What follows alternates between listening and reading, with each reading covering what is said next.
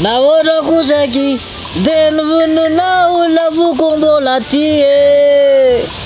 Neverinao angamba vatosoanao nan'olo-drafty malahelo.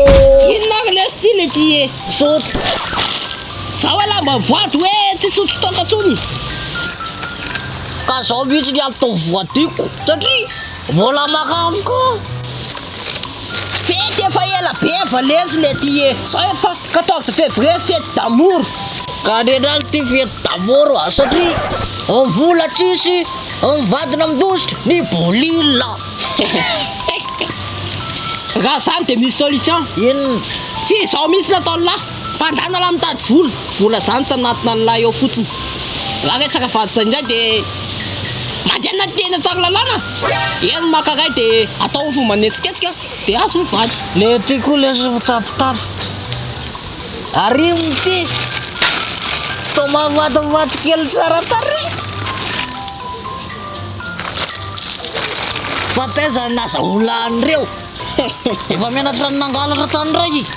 Tsy nazahoany fa nividiny tany amin'ny talent ty mpanao asa tanana matiany zany. Asa tanana momba ny ohatry zao e. Ty zao atotra ngavatra tamin'ny Saint Valentin.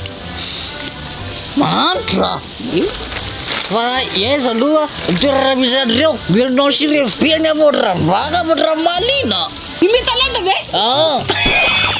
Atao iny ividy la de menan'izy elany ty mitady anaovana mariazy nefa fantatry e fa nivady ampiakarina mbola tsara izy.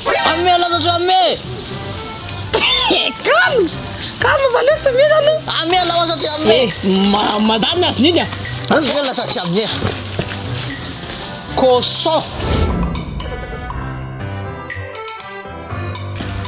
Batko wise so vao tonga ato tranoato zany de atady foana isanandro tsy vitako koa. Wise aoa zaza daladalainao saiko a bady vera nga tsy mamisy hoe bisou tonga de ady. Za efa empakanao manomboky ny any ty tsisy bisou zany tsony tapitra na miditra ao anaty vovokely be marivo fa ataroako tiako fafy ty eo fa zany efa niova e niova inony vola kely raha fotsy be tonga masinao iny tsisy mikipikipy zany. Fermez les yeux. Rose. Maïn ty. C'est rose. Et puis, mbola mihinana koa ty. Fa iny ndray e. Tolotra meko anao amin'ny fofo fitiavana amin'izao c'est Valentin zao. Tsara kosako. Antsa e. Merci. Taiza reto e. Tany vita lentany ao ambadika iny io mpanao asa tanana gaigy lahy etsy gaigy vavy satria vehivavy manao azy so de mba akizinao ndray aloha zany e. Asa salim-piaro a zany efa madama be efa niteraka. Inona? Olona efa madama be zany efa akizy be tandremo atao tolotra ho anao amin'izao Saint Valentin zao. Tandremo aritratra koa fa le izy kosa aloha tena tsara e.